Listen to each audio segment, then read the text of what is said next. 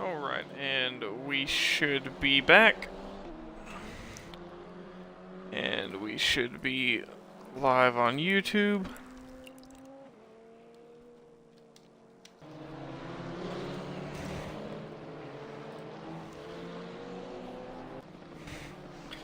And yes, we are. Awesome, awesome, awesome. That's what I like to see.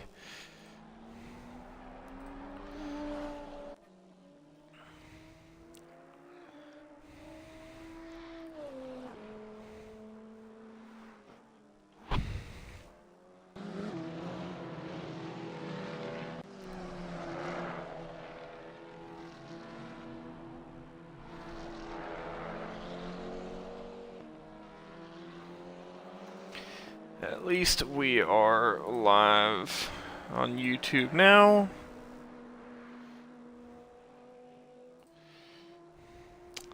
Very frustrating that it does that, but oh well.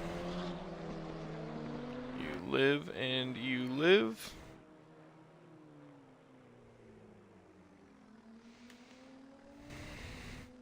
I'm currently running on with Winter. Not very many of the GT2s populating the field tonight, but we are getting more of their presence as the session goes on. About 15 minutes left in the practice session.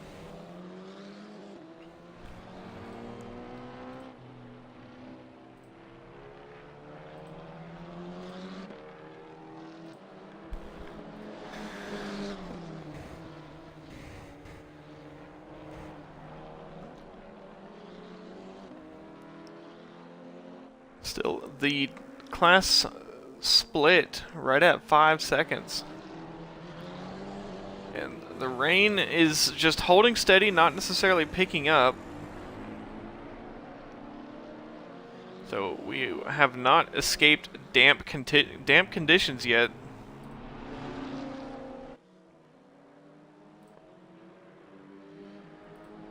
Currently, still just under damp conditions with some light rain.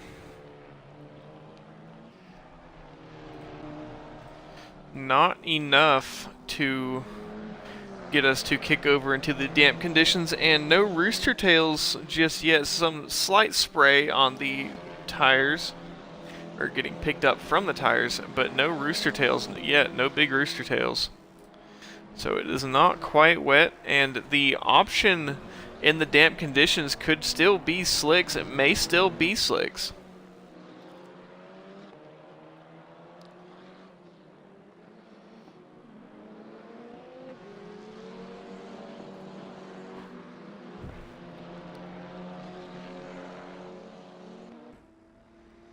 As Winter passing the GT4 of Wayne as they come down the pit straight. Rain still steady.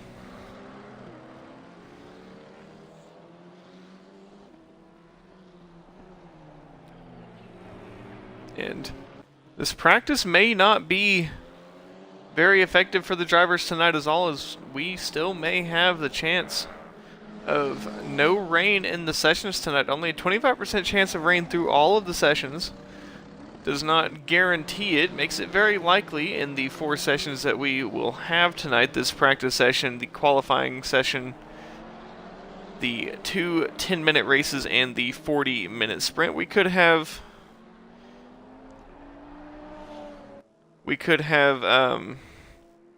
rain in all of those races tonight. We could have rain in none of them. Having rain in none of them is very unlikely, but at the same time is possible.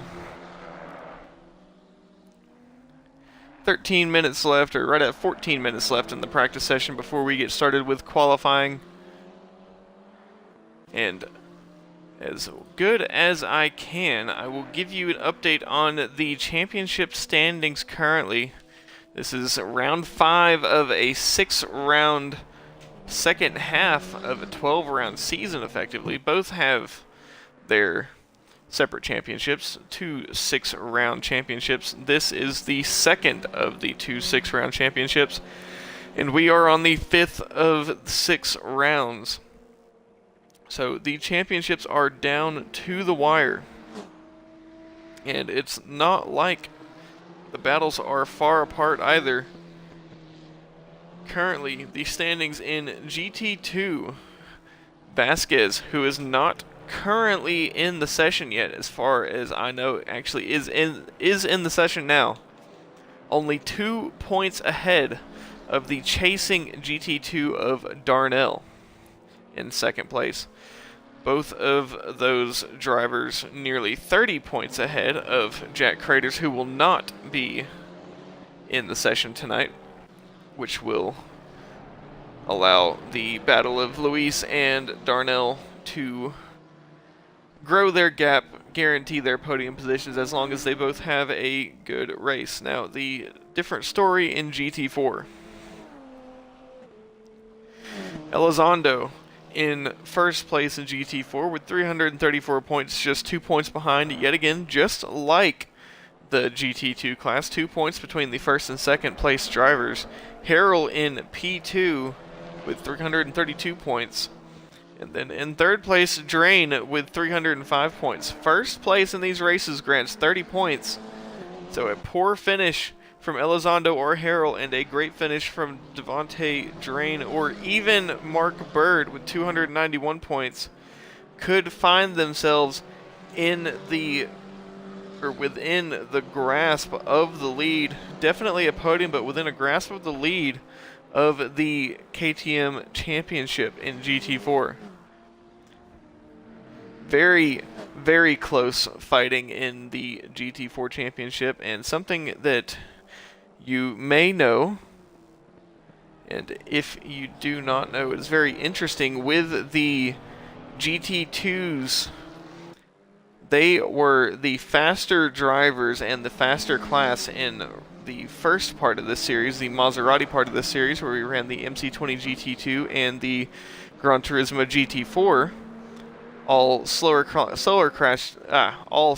class drivers were immediately thrown into the GT4s in that series, while the faster drivers were in the GT2s.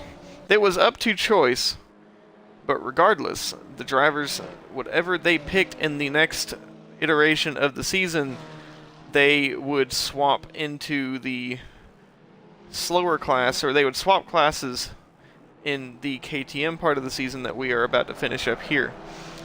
So the drivers that are in the GT4s tonight were in the GT2s in the Maserati part of the season, and the drivers in the GT4s were in the GT2s. So the GT2 drivers were in the GT4s, and the GT4 drivers were in the GT2s. Definitely a difference of speed between the GT2s and the GT4s.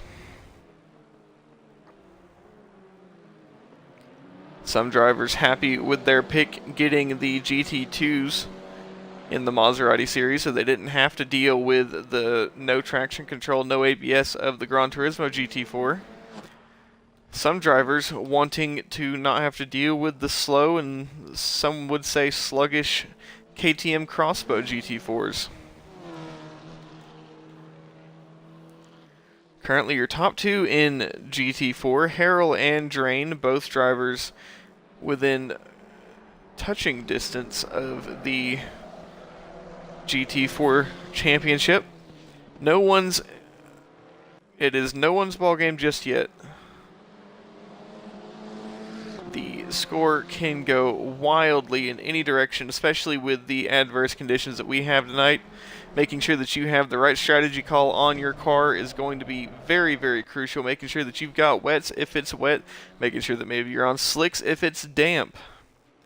And if it's dry, with the very hot conditions that we have, it is currently 94 degrees Fahrenheit, even with the rain.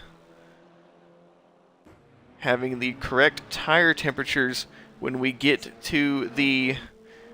If we get a dry session, having the correct tire temperatures, because some of the drivers in the pre-practice sessions earlier this week were concerned with a blowout. The tires getting very, very hot. This is a little bit of a front tire intensive course, as the drivers were talking about front lefts dying of death very, very quickly, with a lot of temperature in those tires.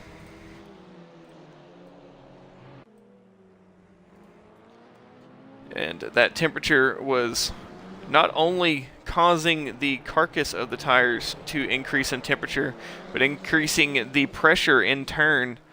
And while no one in practice suffered a blowout, some were very, very watchful and worried of there potentially being one in a situation where they would have to push these tires for an extended amount of time.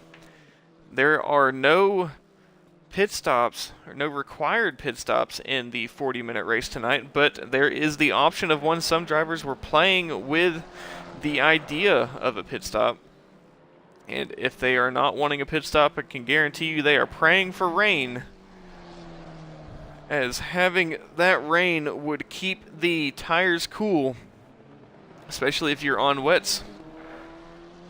But in conditions like now, there may not be enough water on track to cool those wet tires. And while I don't exactly know the tire choice of current, I would not be surprised if there are some drivers out there in these damp conditions on slicks. If there are any drivers on track currently tuned into the stream, if you would let me know what tires you're on, I would greatly appreciate it. Is it slicks in the damp? Is it wets in the damp? Does it even really matter, because qualifying is going to be dry and the race will be pouring wet? Be interested to see some of the strategy calls tonight, as Harrell currently leading the GT4 class. The gap between the classes has grown now, down around 6 seconds. Which would be the lowest that we have seen so far this season. It was down around 5 seconds at the beginning of the practice session. Now we're looking at it somewhere around 6 seconds. And as we have the majority of our field in the session, it is just counting down the time. 6 minutes away from our qualifying session. It is a split qualifier, so the GT4s will go out, or the GT2s will go out first. And watch the pit lane, because when those GT2s go out, they get 10 minutes to set their qualifying laps. 10 minutes of track all to themselves. Not very many of them, so it's actually very easy for those GT2s to set their lap times. And then when it goes to the GT4s, you will see them queuing up in the pit lane before the GT2 session is even over. Some actually pull out and go right up to the front of the pit lane right at the very beginning of the GT2 session to get a hold of that track position. A little bit of a gamble, as you will come out on cold tires as they have sat for maybe 8, 10, 12 minutes. And then you will be desperately trying to build up whatever kind of tire temperature you can. With the warm conditions that we have here, it may not be that big of a deal compared to other times, but another factor in a very busy GT4 qualifier that you do not want to deal with.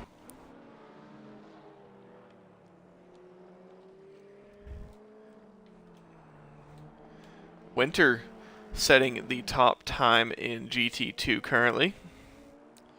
43.2 in the damp conditions. We are looking for times in the 40s to 41s in the dry conditions, maybe the 41s, because some of the drivers throughout the week have said that the warm conditions are not very conducive to faster lap times, and that they can only run so many lap times before the tires are absolutely dead from being essentially cooked on the tarmac.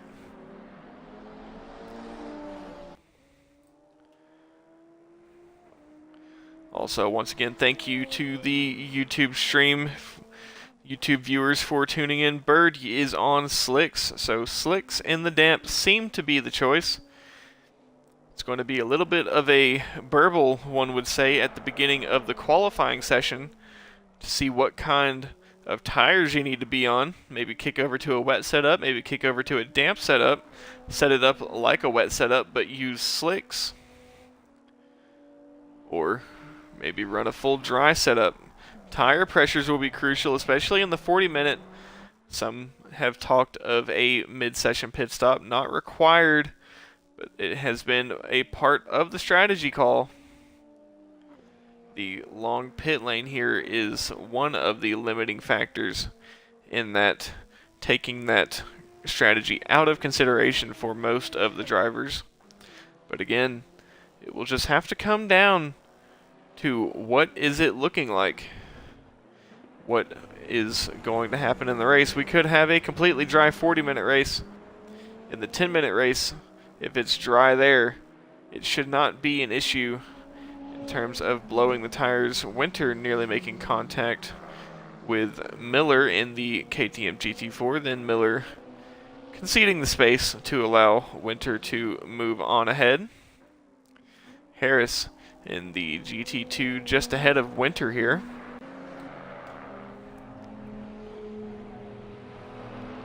Coming out of turn 7 onto the back straight. Just 2 minutes left in this practice session. It will be this lap and one more for Harris that we are on board with now. Coming into turn 8 and then turns 9 and 10 of the S's here. Before we come to turn 11 and head towards the banking. Turn 12 puts us on the banking. Just on the banking for a short amount of time before we hard brake and try to carry as much speed as we can into turn 13, headed back towards the infield, and then towards the pit lane, turn 14, and then the long turn 15 as we head back onto the pit straight. And Bird backwards along the wall. Not necessarily the optimal line, but seems to be the one that he has chosen.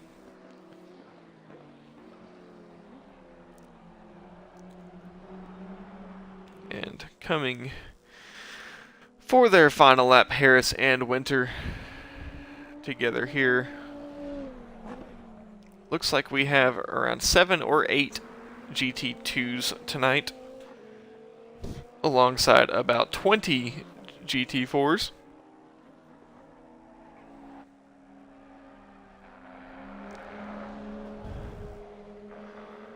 As we will be getting started with our qualifying session here in just a couple minutes.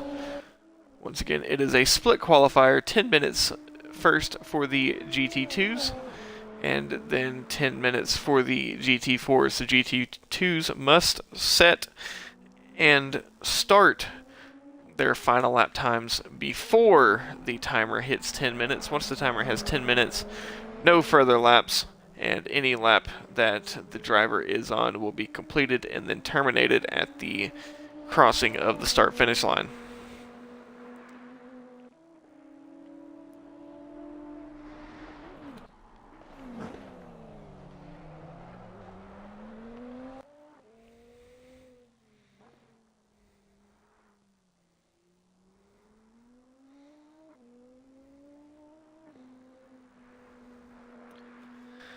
And Harris, the last one on track, will bring us to the line before we get started with qualifying here. And the session has restarted. It is going to be damp at the start, but dry for now. It could be very, very crucial to get a lap in early. No one out of the pit lane yet. They're trying to figure out what strategy to go on. Do I stay on slicks? Do I go out with wets? What do I do? It does not seem to be very heavy rain, but there is definitely rain. Harris, our first taker, but will likely not be the first one out on track. Winter behind Harris now, but Darnell will be the car at the front. Darnell, Winter, Harris, and Vasquez.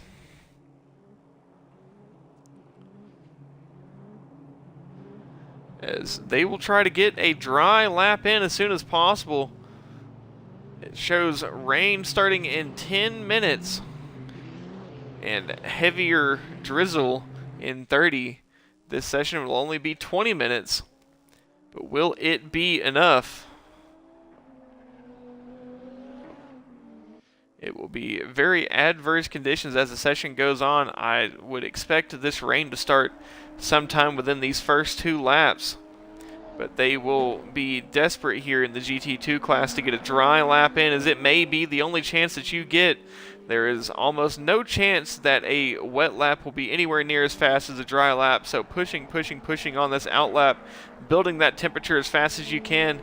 But once again, the track is very, very hot, 35 degrees Celsius, somewhere around 95, 96 degrees Fahrenheit. It will be killing those tires very quickly. Very quick visit with the Grim Reaper, as they will be dying of death. And it is guaranteed that the GT4 qualifying will at least be a little bit damp. They will likely still be on slicks, but the rain with the GT4 qualifying session will be wet and increasingly wet. Darnell coming through turn 13 before turn 14. And then the long left-hander, or long right-hander, I should say, of the final turn. And Darnell will be the first to complete their outlap. The rain has not started yet. The clouds are definitely there, but the rain is yet to come. The track still dry, as the rain will be inching ever so much closer.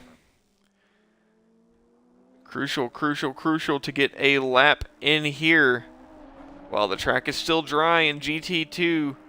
If the rain starts, any lap that you have set in the dry will likely be faster than any lap you can set in the wet. Crucial to get this lap in, but also very crucial to make it valid. At the same time, the track is very, very hot. Track nearly 100 degrees. The clouds are keeping that track a little cool, and the track will continue to develop. Not much rubber down on track just yet. Darnell clambering over the curves. That does invalidate the lap, though, as car number 333 of Winter will be the next. Darnell will not be able to bring this lap home valid. Winter has a few more corners left to get this lap home and valid. Up onto the banking before coming down off the banking for turn 13.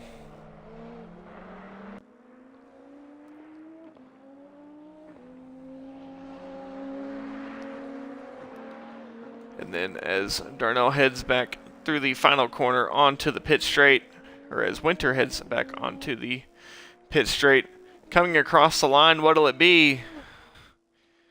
Whatever it is, it's first, because it's the only time of 40.0, much faster than any of the times that we saw in the wet session. But Vasquez very quick to react with a 39.3 halfway through this qualifying session, and it seems to be dry for now.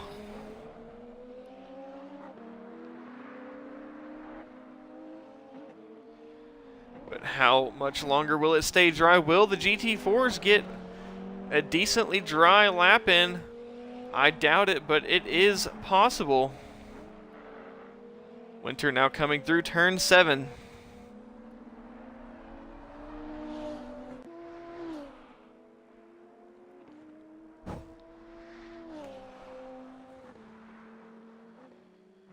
Still very crucial to get these dry laps in while you can. I don't think the GT2s may have to deal with any of the wet, but they are definitely dealing with temperatures. The temperatures in this session are increasing slowly, and the track is developing. The times will drop the closer that we get towards the end of the GT2 qualifying before we start the GT4 qualifying. But any GT4 drivers will need to get that outlap done ASAP and get around to getting their first flying lap done, as the track will be drier. The rain still has not started. Vasquez, still your leader, looking to buy some insurance here. Does not improve on that lap. Just about 3 laps left here in GT2 qualifying.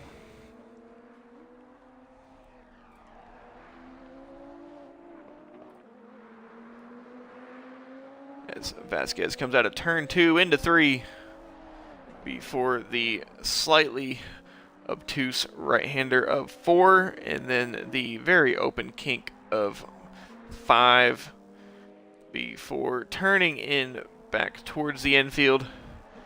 Turn 6, and then the slightly acute right-hander of 7 with a lot of track to run out nice and wide on. Carry as much speed as you can out onto the backstretch before we head to the 90-degree left-hander of turn 8 before the S's. Big curb on the inside that we saw Darnell clatter over earlier on in the session that invalidated his first lap. Still not on a valid lap. Pushing in that car. Still not on a valid lap as Darnell will come across the line shortly. Darnell taking a lot of the inside curb, staying valid so far. Now out of 12 up onto the banking before coming into turn 13. And the rain has started. It has not waited for the GT2s to get done with their lap. It is still fast enough for slicks, but this may be the perfect time to get a lap in. You will have a slightly cooling track with not enough rain to cause any spray. Vasquez pushing, bouncing that car off the wall in a little bit of a Ross Chastain move, and Vasquez pulls to the inside. Will not have enough time to get back around the track for another lap, and that will end Vasquez's qualifying session. Winter only 3/10 off of the time of Vasquez, a 39.615 from Winter. Darnell very, very much in need of points, very much in need of a good qualifying session, has wasted his opportunity with the dry conditions, now has to deal with the wet, still out there on slick, still not a wet track. But Darnell not having set a qualifying lap yet, with this lap and one more to get a lap in. Needs to set a lap, needs to be up there towards the front, needs to put the fight onto Vasquez, as Vasquez currently in the GT2 championship lead by 2 points.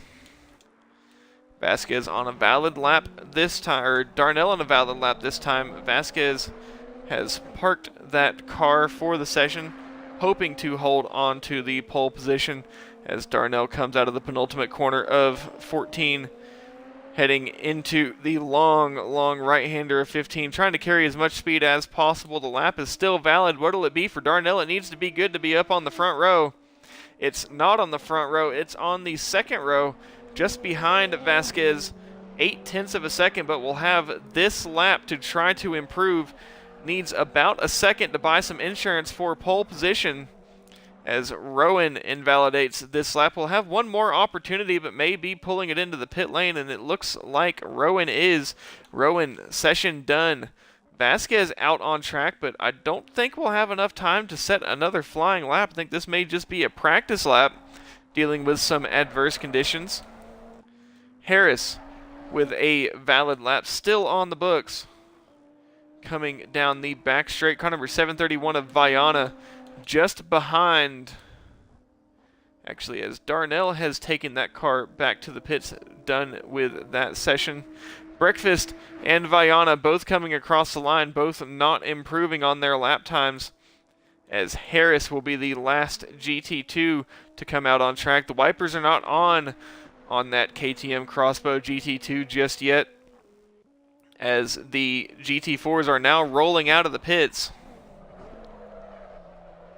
Harris going very deep into the turn 13 right-hander before the left-hander, and goes way outside the track. The grip may be going away already, as the GT4s will now come out in wet conditions with a lot of time to go, but a lot more rain coming. The rain will only be picking up. How long will they stay out on slicks? How long will slicks be the fastest tire? This will be a very wild yet very crucial qualifying session here, as just as important in the championship fight as GT2's GT4 qualifying will be very crucial. Get this lap in as fast as you can, because it will be the fastest lap that you set. The rain will only continue to come down more and more. You just need to get out there onto the front stretch cross the line as soon as possible so that you can continue on with your lap and get the driest conditions that you can.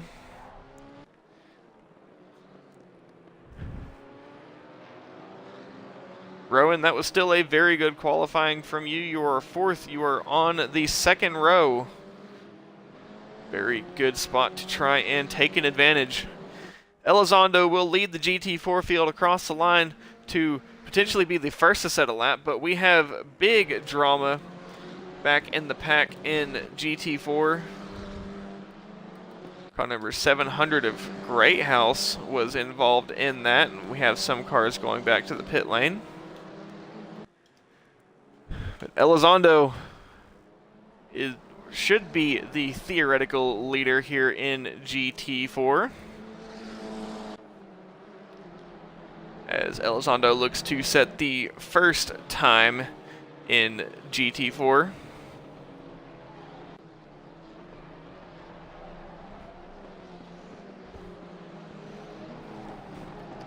As Elizondo comes out of turn 7. Onto the backstretch. Atwell, the next car in line, setting an invalid lap. And there is a whole host of GT4s just behind. Douglas at the very back of this field, but Drain, Lindbergh, Harrell, all cars battling for points, battling for a potential championship win. With Elizondo, the leader, up at the very front of the field. Elizondo up onto the banking before he comes down off the banking for turn 13. Getting that car nice and wide, setting up for the left-hander of turn 14 before the long right-hander of 15.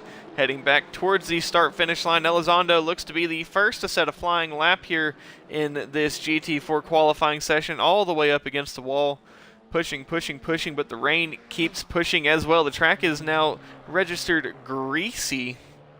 Not damp, not wet, but greasy, as you have all of that rubber has not quite settled in, and all of the oils and things getting pulled out of the concrete, out of the asphalt, as Elizondo very slidey coming through turn 2. Full lock, full opposite lock counter steer. And as I mentioned earlier, the fastest laps of the session were going to come at the very beginning of the session, as Elizondo may have put himself in a good spot, currently 9/10 of a second ahead of the P2 of Drain, as Drain may be going for a strategy call in the pits early, may be switching tires, or it may just be done for now. There is not much improving past this point. The track will not have enough time to develop. The cars don't have enough time to displace any water or grease that would be on track. There is not going to be enough rain to wash that grease off of the track. It just depends on getting your lap done as fast as possible, because the longer you wait, the longer that you go without a valid lap, the longer and slower it will take. The slower your car will be, the longer it will take to get that lap. Elizondo now up onto the banking for turn 13. Now this entrance into 13 getting much more sketchy, as you are carrying a lot of speed off the banking, and elevation change. A little bit of a different entry, a curb to miss, braking point to hit, and a lot of car to slow down. As Elizondo comes across the line to set another lap, will it be an improvement? It is an improvement, taking 6/10 out of the lap. Elizondo finding some time where there's not much to be had. As the rain continues on, Drain looking to see if he can improve on his lap. It's a long way out of the pit lane though, and burning a lot of time. Elizondo still your leader in GT4 with a 2-second gap, nearly a 1.5 second gap to Harrell, 1.6 second I should say. Harrell currently P3 in GT4, with Douglas just a couple tenths behind. Douglas, one of the newcomers, getting a first race win here in this series last week at Oulton Park. Looking for potentially another win in the USA leg of the series. And something to bring up in terms of the GT2s, Darnell is not known for having good luck on the American leg, the American stretch of this season. Not a good race, not a good weekend at Watkins Glen, not a good weekend at Laguna Seca, not a good weekend today potentially. We will have to find out. Darnell looking to break the curse, desperately needs to if he's going to get any sort of championship points to bring the fight to Vasquez as we head into the final round next week.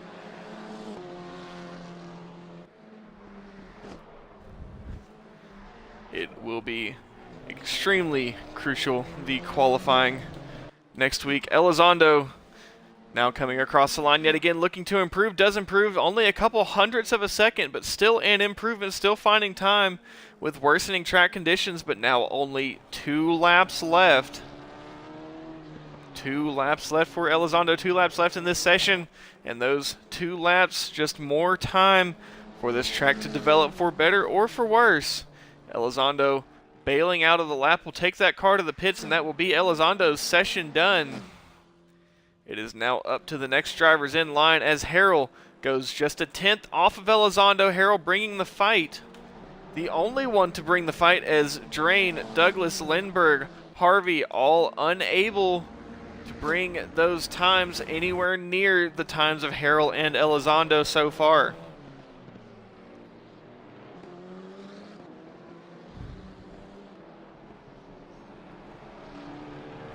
Elizondo actually coming out trying to get another lap in. I don't know if it'll be enough time.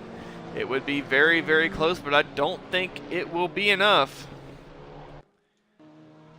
Harrell on the back straight looking to find a 10th. Elizondo knows that that pole position is not secured, but I don't think Elizondo has enough time to get around the track and set another flying lap.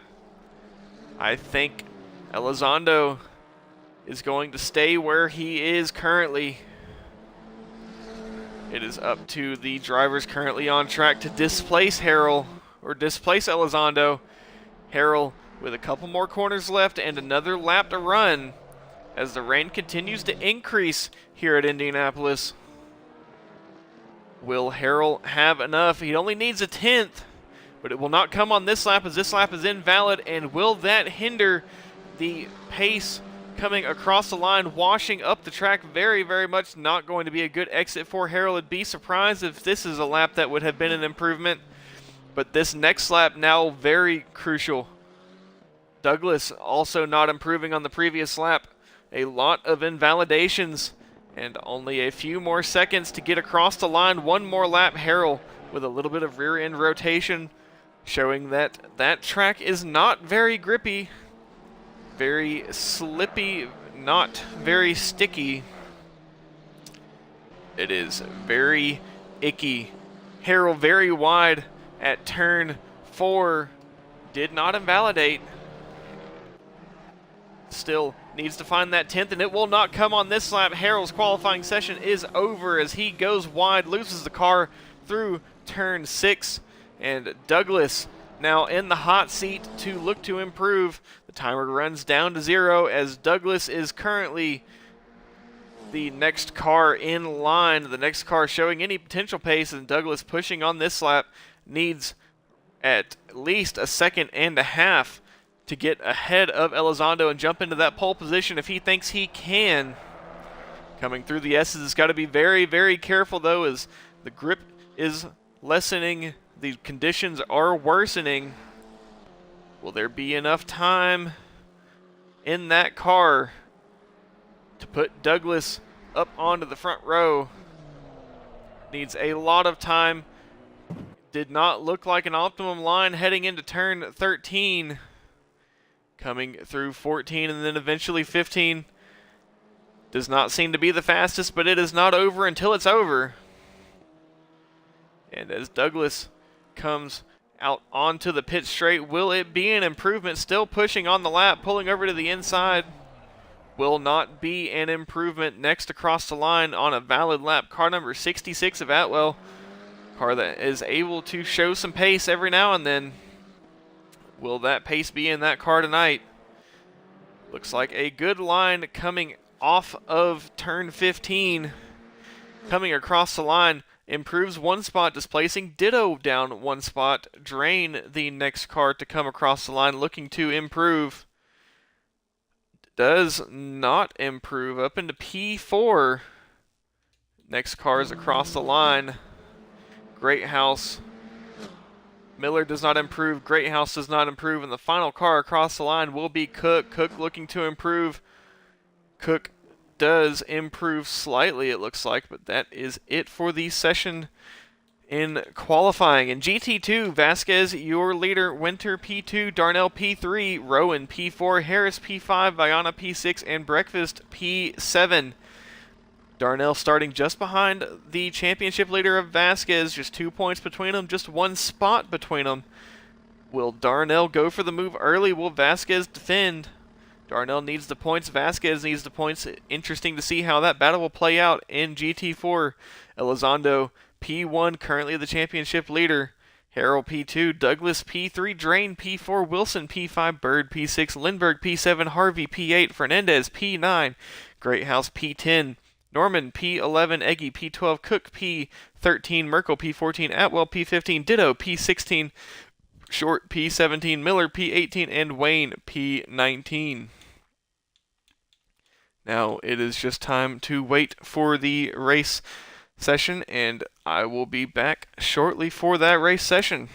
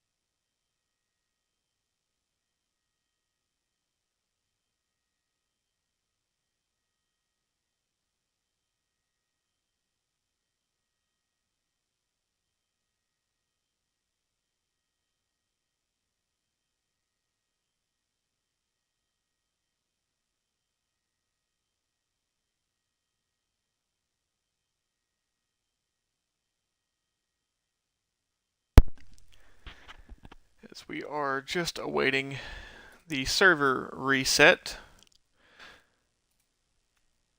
And there is the server reset, but Cook still in the pit lane. Interesting to see as Cook has now been updated to the grid, as we have just a couple minutes before this race session gets started. I would like to take this time to ask if you wouldn't mind, if you are not following, if you would consider following, and if you are following, if you would like to increase your support of the stream, if you would not mind. If you have a Amazon Prime subscription, you can use a Twitch Prime subscription that comes with your Amazon Prime at no cost to you. Supports the stream a little bit and gives you no ads during the streams, as well as access to extra emotes and things like that. You get one of those for free every month if you do not know, and it does not cost you anything extra. What is also free is just following, if you wouldn't mind. And in about a minute, we will be engines fired and rolling for the formation lap here. Currently looking to be dry in race 1, so we will see that situation of warming tires. A lot of drivers complaining about tires getting too warm, ballooning, potential blowouts.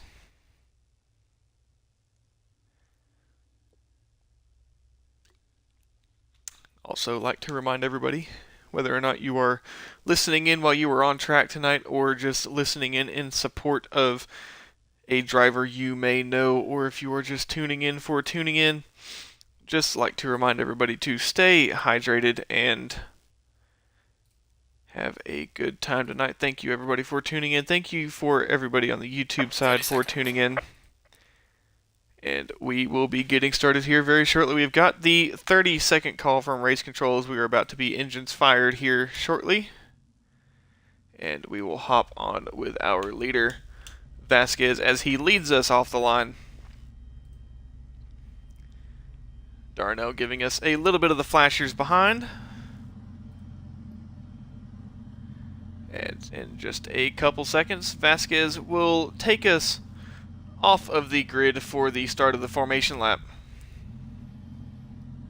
We shut the car off for just a second and turn it right back on. We are now rolling. Vasquez spinning the rear tires just a little bit to generate some temperature before turning that traction control back on.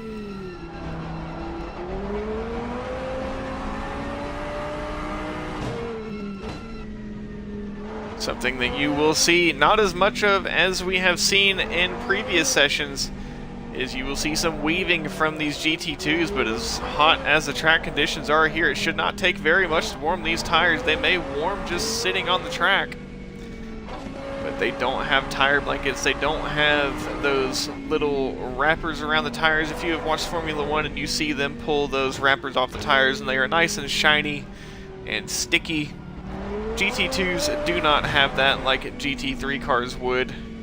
GT4 cars don't either.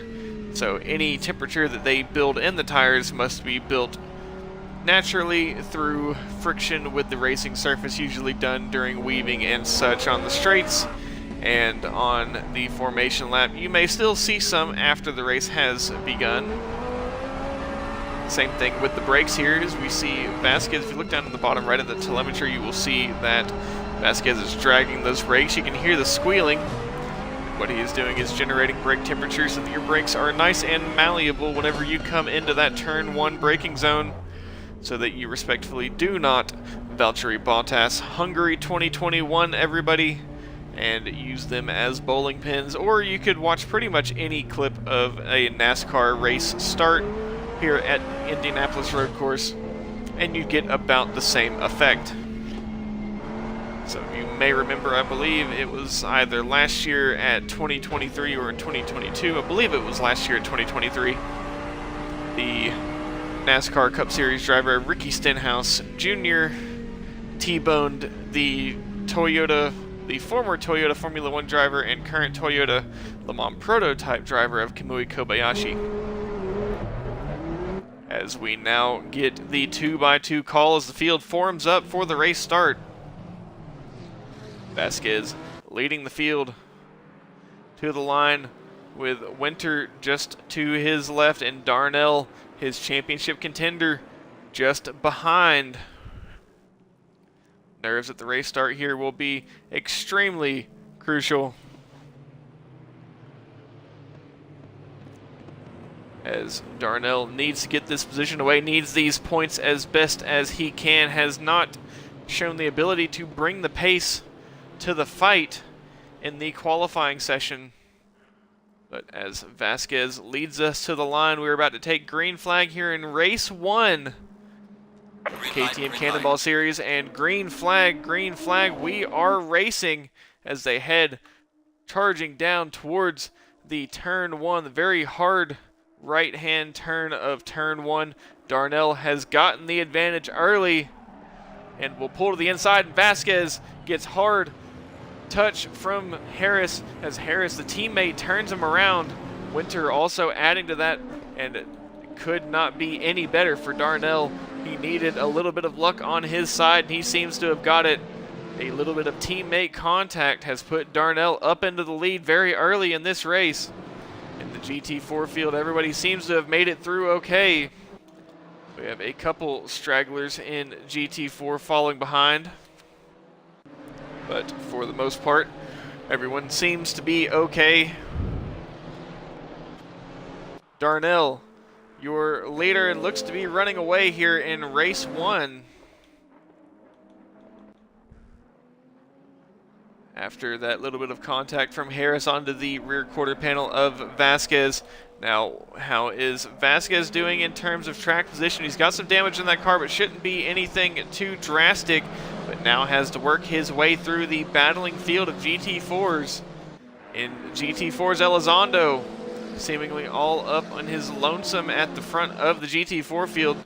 Drain following behind with the GT2 of Vasquez, making quick work of the GT4 field, as he has only 2 cars left to go in GT4 to get ahead of the rest of the field. But Darnell with a big lead very early. Very, very early in this session. Extremely sorry to hear that, Cook. I saw that you were in the pit lane, or it looked like you were stuck in the pit lane for a second. Breakfast, Winter, and Viana, all 3 here in battle, using the slipstream off of each other, then hard braking into the turn 1 right-hander. Breakfast goes deep, allows Winter to get through, and Viana had to check up to not go into the rear of Breakfast into turn 1 there. But Vasquez now clear of the GT4s. Onto the tail end of this GT2 field with about 7.5 minutes left in this race. Does he have enough time to get back onto the lead fight here? It is not far away, just 1 or 2 turns. Vasquez just needs to keep this race clean. He shows that he has the pace to run at the front of the field, just needs to get his way back up there. In GT4, the fight for the lead is now on between Elizondo and Drain. As Drain into the slipstream of Elizondo as they head down towards the braking zone of turn 8. Drain and Elizondo both in a good position to win the GT4 championship, as Elizondo and Drain head into turn 12. Car number 31 of Wayne seems to have an issue on that car. Don't see any flat tires. Car number 22 of Fernandez as well. Fernandez, one of the newer drivers in this series, as well as Wayne. Seems to be just some unfortunate contact between those two. Viana now caught out on the inside, as Breakfast and Viana side by side running down towards turn 1, but Vasquez now using that superior pace, currently running the fastest lap, fully into the slipstream of this pack of GT2s. Vasquez a little over halfway left of the race, but the majority of the GT2 field that he needs to make his way through is right in front of him. Just needs that field to cooperate with him as he goes to work his way through. I assume that his teammate of Harris shouldn't have much of an issue letting him by, as he was kind of the root cause of the contact earlier on. As Viana and Harris now have contact, and that is exactly what Vasquez needs if he wants to get back into this fight. Those drivers ahead getting a little bit too rough with each other. Viana and Harris making contact, and now Vasquez with only a couple cars left to make his way through. Rowan, Breakfast, and Winter are all that stand between Vasquez and the lead.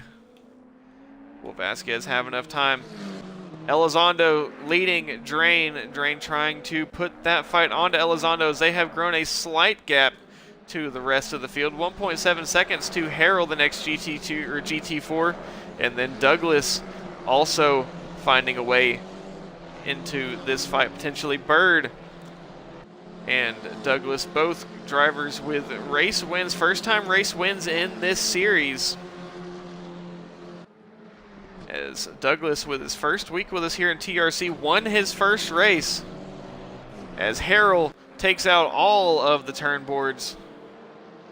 Shouldn't be any damage to the front of that car, but a very, very spectacular show of foam pieces flying all over the place. Vasquez now ahead of the main GT2 pack. Now with a lot of work to do to try and catch up to Winter and Darnell. Both of those drivers have not shown a pace faster than what Vasquez is bringing to the table now. But does Vasquez have enough time? 8 seconds to Winter, then 3 seconds to Darnell. The gap had grown slightly as he was trying to make his way through that traffic. Just depends on whether or not he has enough time. Drain still onto the back of Elizondo. The gap to Harrell is growing. And then through the rest of the field, they seem to be holding steady. Someone off into the grass just ahead of this pack here. It seems to be Drain. As Drain was pushing that car a little bit too hard. Now a fight for P2 in GT4 between Harrell and Drain. Drain very defensive on the inside as they head down the back straight towards turn 8. Elizondo is loving every bit of this. The more that these drivers battle, the more that he is able to stretch his lead.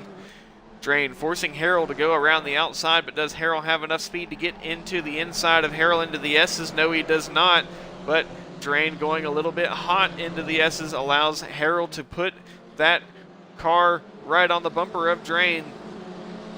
Maybe eyeing a look to the inside as they head up onto the banking before turn 13. There's 3 of them all in one fight here. Harrell, Drain, and Douglas. Drain stays with the advantage, but the longer they battle, the more they bring into this fight. Bird now finding his way onto the very back of this field, and Harvey will be there too soon if they do not get this sorted quickly. And they will all tuck into each other's slipstream as they head down the pit straight. As it currently looks in GT2, there will not be enough time for for Vasquez to catch the field of, or catch the rear bumper of Winter and Darnell. Drain still up into the lead of this mid-pack, currently sitting P3. This is all a fight for the last spot on the podium. Or actually, this is all a fight for both spots on the podium as it is Drain and Harrell, the P2 and P3 GT4s, with Bird, Douglas, and Harvey now working his way onto the very back of this field. Drain and Harrell. Drain forcing Harrell around the outside once more, but that does put Drain on the suboptimal line with a suboptimal exit carrying less speed than Harrell. Bird now finding his way onto the back of this fight, looking for a way past Douglas. Douglas slots in front of Bird. We've got a 5-car draft train looking like an MX-5 Cup race as we head down towards turn 8.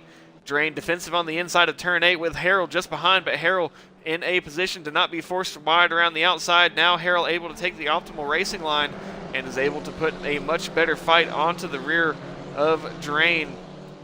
Bird dropping back a position behind Douglas.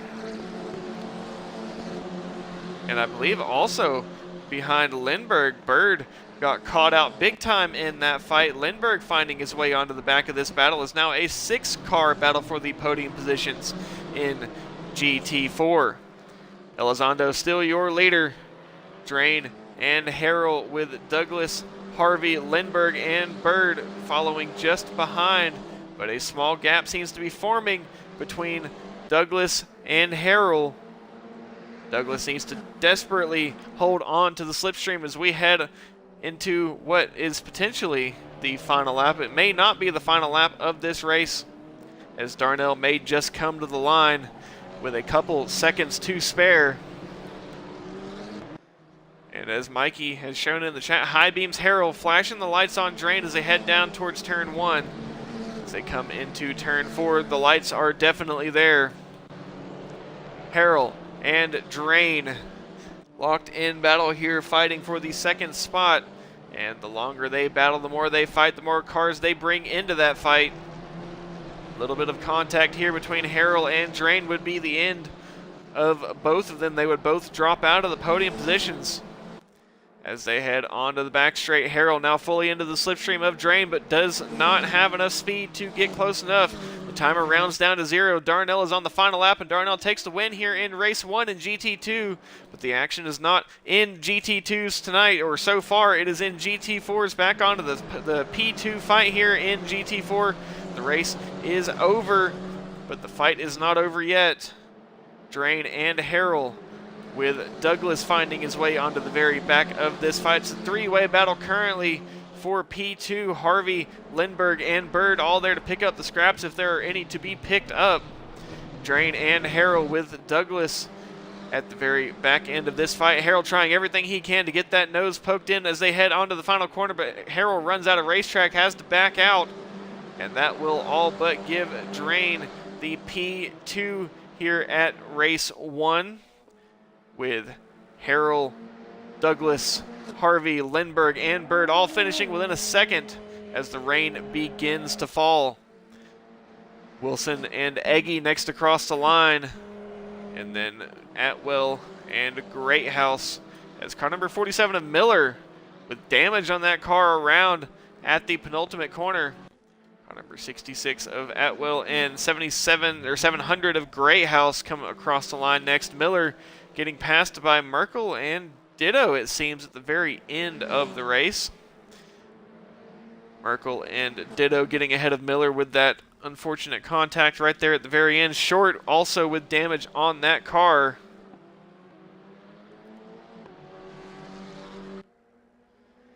Coming across the line next, we missed a salty dive bomb. I am sorry about that. The fight in GT4s was raging. I didn't think I could miss it. And as they come across the line, that brings an end to race 1 here.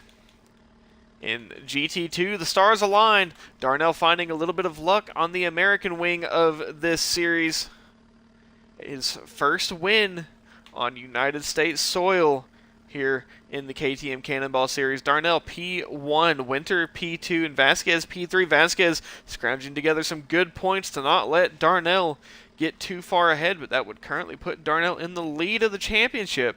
Rowan P4, Viana P5, Breakfast P6, Harris P7 in GT4. Elizondo, your winner with Drain P2, Harrell P3, Douglas P4, Harvey P5, Lindbergh P6, and Bird P7. Not very much of a distance between those two cars. I think you could put all of them within about a second and a half. Wilson P8, Eggy P9, Atwell P10, Greathouse P11, Merkel P12, Ditto P13, Miller P14, Short P15, Norman P16, Fernandez P17, Wayne P18, and Cook P19. The rain was on its way, but it came too little too late. At the very end of the session, it started to sprinkle as it is now. We will just wait for a server reset. Or not a server reset, we will just wait for the grid to reset and kick us over into race 2. Salty, I think the podium is not out of the question for you. I would definitely be looking at a podium for breakfast tonight.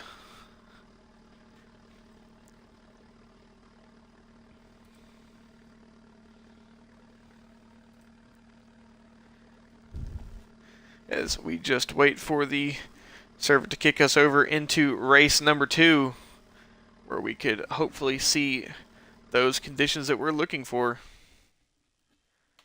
What conditions are we looking for? I don't know, but I know that some drivers are having a little bit of a preference for their conditions tonight. Maybe they wanted this rain to come earlier on. I think the optimal track conditions, as the track had definitely warmed up, 35 degrees Celsius, up a degree from the 34 degrees Celsius that we saw in the practice and qualifying sessions. I think the optimal race conditions are a wet track, a verifiably wet track that would require wet tires early on, so that you are not dealing with a changing track or any wet to dry or dry to wet conditions. So you're not dealing with that greasy period in between. I think that would be the optimal race conditions, either that or completely dry. In race 1 and race 2, it does not matter nearly as much as the rain continues here in race 2. A little bit of a drizzle with increasing rain as the session goes on. Now it is going to be very adverse track conditions, as it is still a little bit of a dry track. Now the gamble, do you go out on slicks? The track is not going to be wet enough for wets, but it may be slightly wet enough to try and cool them off. They may be manageable, but the time, and I think the better decision is going to be with slicks. But at the same time, the track is going to be getting wetter as the track goes on. There's a little bit of moisture to cool those tires down, but not very much. Not enough for wets. We have about a minute left before we get started with race number 2, the formation lap for race number 2. Another 10-minute race with the moisture that we have been watching out for. Came a little bit late in race 1. Now we're looking at rain here in race 2. A little bit of drizzle at the start, increasing. Should make for some very challenging conditions, as most drivers, I believe all drivers, will be on a slick tire. We do not have an intermediate that you may be able to choose in your Formula 1 series or your Formula 1 games. We are either a slick or a wet. There is no in between, and there is not a tire compound. It's either a standard slick or a standard wet. And as we have about 8 seconds before the formation lap, or before engines fired, before we get started with the formation lap, we will go back on board with Vasquez. So we wait for him to start this KTM Crossbow GT2. Got a little bit of crew chief intel. Darnell is going to be starting on wets and hoping maybe that streak of luck will continue, as Vasquez now off the line. See a little bit of streaking on the windshield there. But we will start to see how wet this track really is.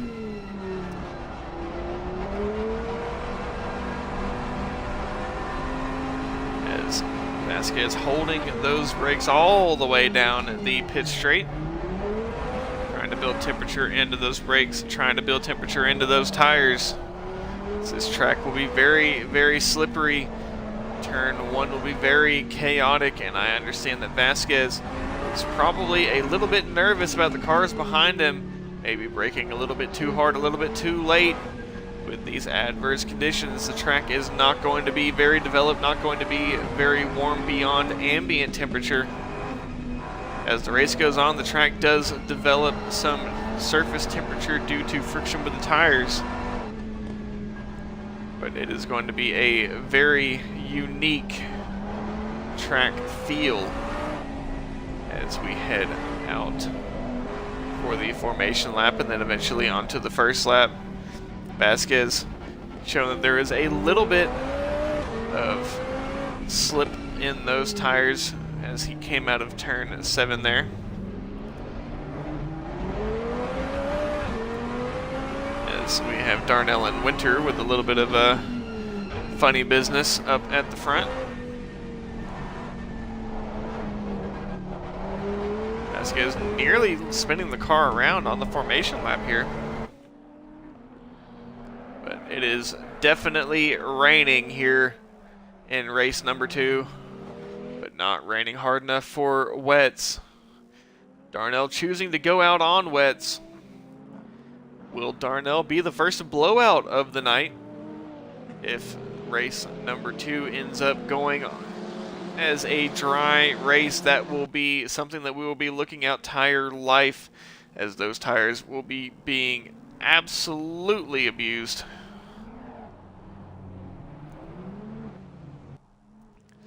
And as the 2x2 call comes from race control, we will await the green flag, await the race start here in race number 2, and see if Vasquez is on the right strategy with the slick. See if Darnell maybe came up with something a little out of the box going on to wets with this much rain.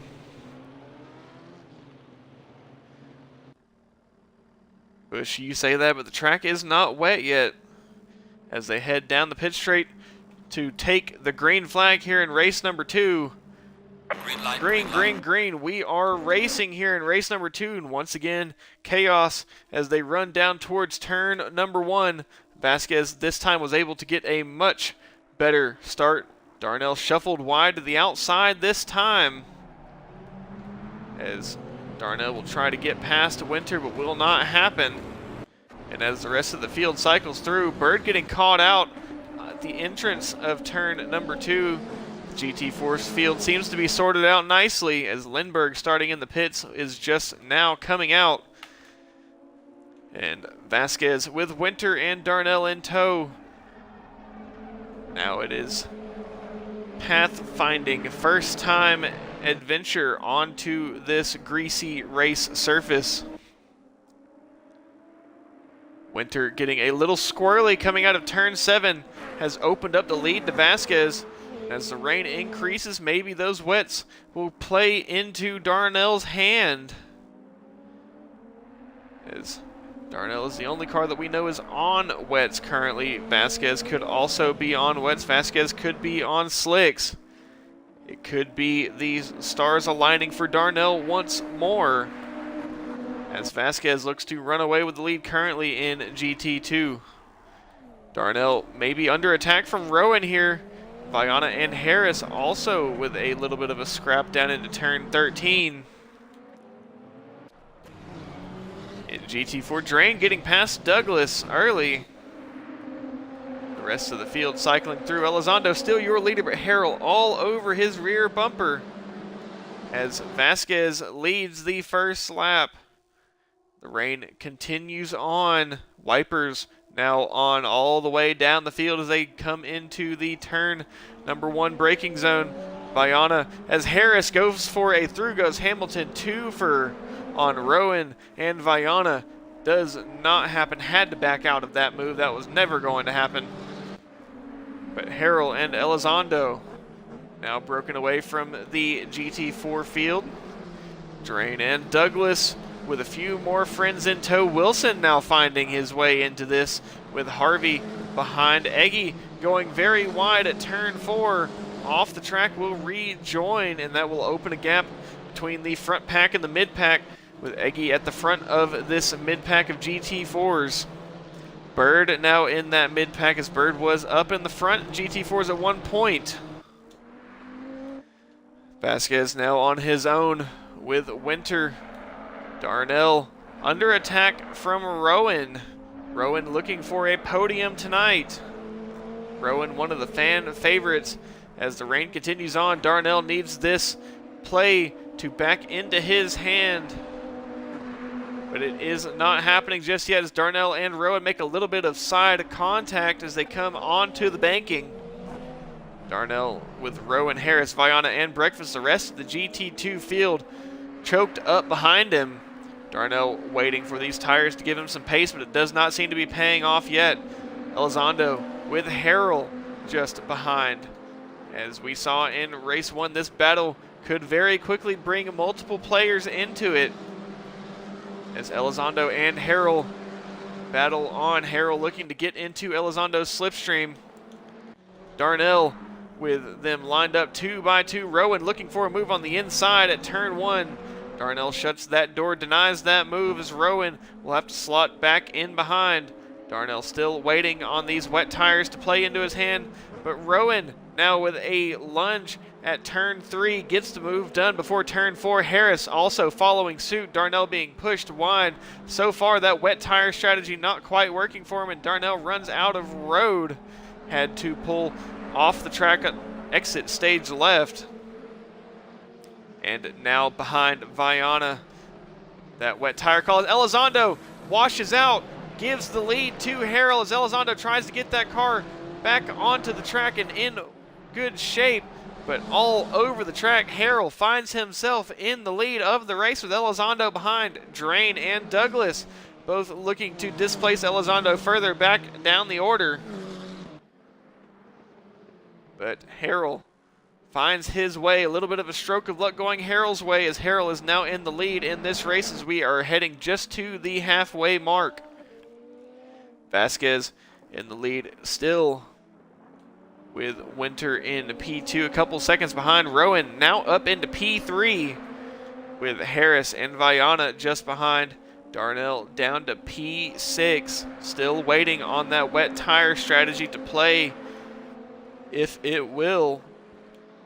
Maybe that strategy is a bad bet, not wanting to pay out. Time will tell. Harrell coming out of the final corner with Elizondo in tow now. Elizondo just outside of the slipstream range. Douglas was at the previous scoring board in the slipstream range of Elizondo. And once again, we have a 6-car train at the front of this field. Is it going to get spicy as the session goes on? Harrell goes deep into turn 1, nearly does the same thing that Elizondo did to give him the lead. Harrell now knowing perfection is key here as the track conditions seem to be worsening. The rain is increasing. Harrell with a little bit of opposite lock counter steer through turn number 4, heading into the kink of 5 before they head back around through 6. The rain seems to be picking up as now Darnell may be in position to gain with those wet tires, but still not finding the pace necessary. Harrell and Elizondo inching ever so much closer, and as that battle continues to enhance, that will bring Douglas and Drain into it. And when that brings Douglas and Drain into it, that will also bring Harvey and Wilson into that battle, as long as both of those drivers keep their pace going. Breakfast now following just behind Darnell will be fully in the slipstream, as Darnell now makes up a couple more places as those cars out on slick seem to be suffering from their choice. Darnell still your leader, but as you see, wishy-washy, not much grip on the front of that car. And maybe the pace is dropping. We could have a Sachi 2020 moment here, as wets seem to be playing into Darnell's hand a little bit here.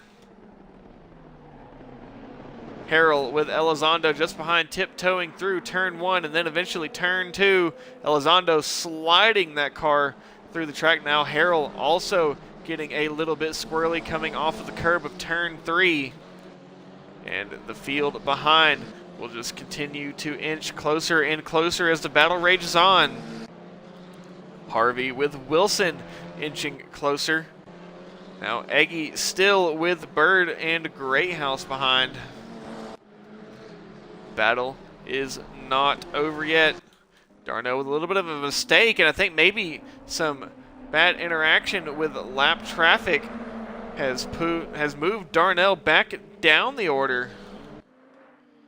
Vasquez and Winter still up ahead of the rest of the GT2 field. Rowan also on his own, and I don't think the rest of the field will have enough time to get by, as this is now going to be the final lap of the race. Vasquez comes across the line leading with the final lap. Harrell and Elizondo as they come up onto the banking. Wayne, the lap car, just ahead, needing some cooperation from it. Harrell needs no hindrance in his pace if he wants to be in the best position to take this win here in the GT4 in race 2. Wayne takes that car to the pits. Drain and Douglas fighting for positions 3 and 4, fighting for that final spot on the podium. Harvey and Wilson fighting for P5 and P6. Could be moves made, big moves made. Elizondo has a look down into turn 1, does not come close to anything. Has to tuck in behind Harrell once again. As Harrell and Elizondo setting Harrell up for a potential overtake into turn 4. Will not stick as they come through turn 5. Darnell ahead, taking advantage of a little bit of a mishap between Viana and Breakfast, but does not seem to be enough to get the win to Darnell that he was looking for. Harrell finding for all the grip. Elizondo not even looking for it, sliding that car as they come out of turn 8.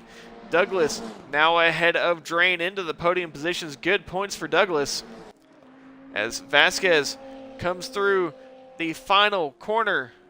to take race number 2. A clap back to Darnell, as Darnell is now further down the points, and this should theoretically give the championship lead back to Vasquez, as Darnell does not have much in terms of points to fight against. That race 3 will be crucial for setting the stage for the final round of this season.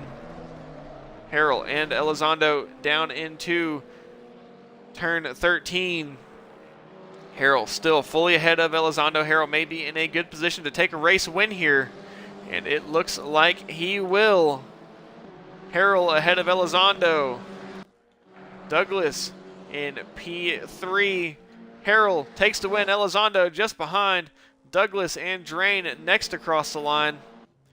The next battle, Harvey and Wilson. Harvey finishes just ahead of Wilson, with Eggy taking home P7, I believe.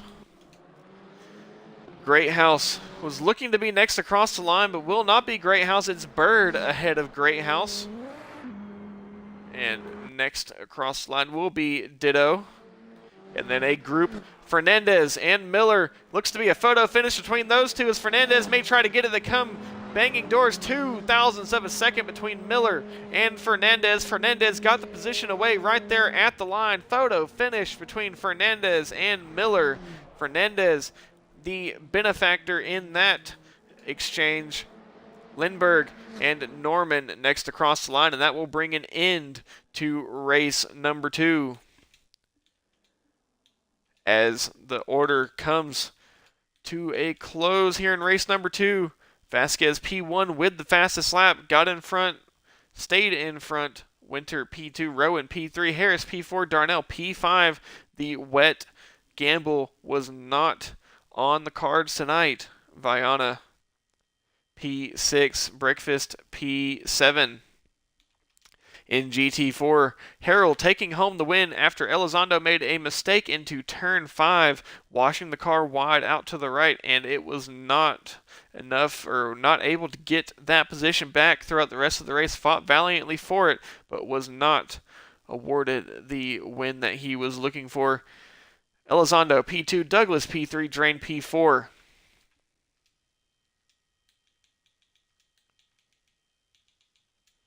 Harvey P5, Wilson P6, Eggy P7, Bird P8, Greathouse P9, Ditto P10, Fernandez P11, Miller P12, Cook P13, Atwell P14, Merkel P15, Lindbergh P16, Norman P17, Short P18, and Wayne P19.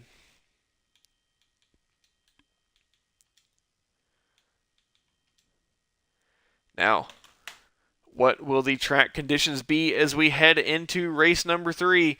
The big one of the night, the main event, if you will, the 40-minute sprint. Will it be a sprint? Will we have pit stops here in this 40-minute race tonight? We will see whenever we kick over to the grid for race number 3. What will the conditions be? Will it be dry? Will it be pouring rain? There will be a lot more time for the track to develop, and if the race starts out dry and develops into wet, or starts out damp and develops into greasy and then into wet, the longer that race goes on, the more that a wet track would develop. Wets would be the call there. If we are starting out wet and then going to dry, is there going to be a pit stop involved? We will just have to see whenever the server kicks us over to race number 3. Once again, if it's your first time joining us tonight, if you would not mind, consider following to support the stream, and if you would consider subscribing if you would like to support even more. And also, if you are here joining us on Twitch, I do have a YouTube channel under the same name, R3TROVEX, trying to get that YouTube started up. Do not have very many subscribers over there, so if you would not mind considering following the YouTube channel. Just waiting for the server to get us kicked over for race 3 so we can see what conditions we're going to be dealing with. And also, if you are tuning in just watching along, or if you are checking into the stream mid-race, if you're sitting on the grid now, make sure you stay hydrated as I am now. And here we are, race number 3. The conditions have been set. It is going to be continuous rain throughout the session, but the rain will be lessening. So here comes the gamble once again. Do you go out on wets and hope that the track develops into wet? Do you go out on slicks and hope that the slick pace will be enough to give those tires an advantage? Would not be surprised if we see a lot of mixed tires out there on track, as we will be started with the formation lap in race number 3, led by Vasquez. It will be very interesting to see the tire strategy here in race number 3. Drivers clicking between setups, trying to figure out what setup to run. Do you go out on slicks and hope that the track will stay damp and not get kicked over into greasy or wet? Do you go out on wets and hope that there will be enough moisture and water on the track to keep those tires from overheating? Be very interesting to see the tire strategy here. Wets are seeming to be the favorite, but we may see some gamblers out there on slicks to maybe try and see if going against the grain will yield a different result. Well, Mikey, it wasn't necessarily wet in every race. It was only wet in some of the races some of the time. This is, I believe, going to be the only race where it will be wet the entire time.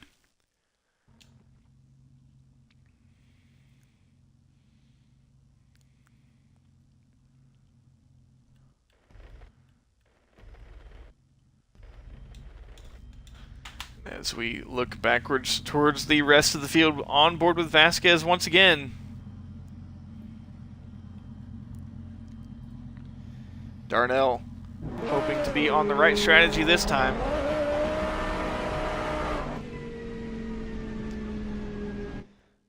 And looking at those cars coming across the line, we do seem to have a little bit more spray than we are used to seeing in these races and in these sessions so far. So we may be getting kicked over to that wet designation of the track.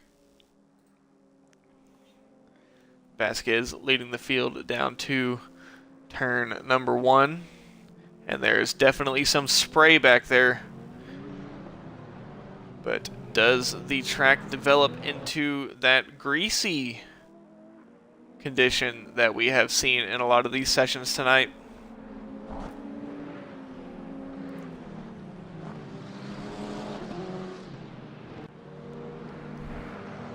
Regardless of the conditions, battles have gone on, rain or shine, as there has been no shortage of action, no shortage of drama in this series tonight. Whether it be leaders dropping the lead under their own power, or leaders dropping the lead with a little bit of help from others. A race start here is extremely crucial, and championship points are massively crucial as we head for the final round of this series next week.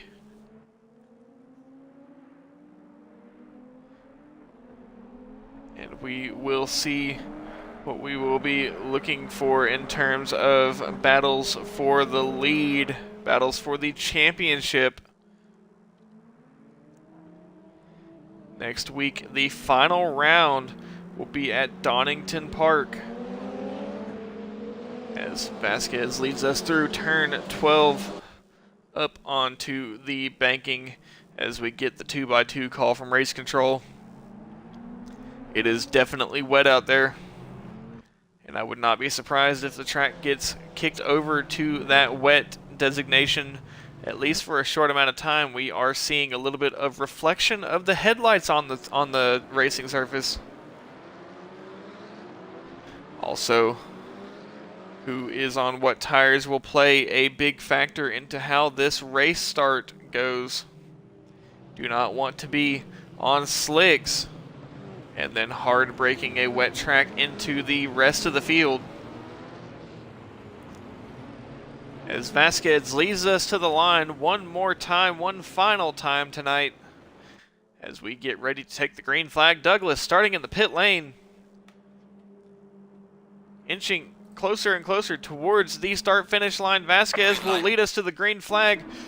Green, green, green. We are racing as they cycle through, try to find their footing as they head down towards turn number 1. The track's still considered damp, and they are 3 wide for the lead as Darnell looks to go around Winter. Darnell runs out of track, forced to give that position back. Darnell not out of the fight just yet, tries it around the outside, will not get it done there. And going back through the rest of the field, everyone seems to be making it through nicely, as Vasquez now once again looking to pull away from the rest of the field early. Darnell all over the rear bumper of Winter, saying, I need you to get moving or get out of my way. I need to go catch that GT2 up ahead. Wayne getting a little bit out of shape and dropping down the field, and car number 32 of Douglas just now coming out of the pit lane. The rest of the field, Vasquez still in the lead. Winter up in a battle with Darnell. Darnell looking to get that P2 position away from Winter. In GT4, Elizondo and Harrell back at it with the fight for the lead. Drain, Harvey, Wilson. Wilson getting shuffled wide and conceding the position to Drain. And Fernandez, I believe, someone was dropping all the way down the order. It may have been Bird. But as the rest of the field cycles through, Darnell looking to get onto the rear of Winter, opting not to get too much into the slipstream as the rain is continuing on, and it seems to be holding steady for the rest of the field, or for the rest of the race. Rowan eyeing a move on the inside as Darnell gives a big bump to the rear bumper of Winter. Not exactly sure what miscommunication happened there, but Darnell is on his way, still trying to get past.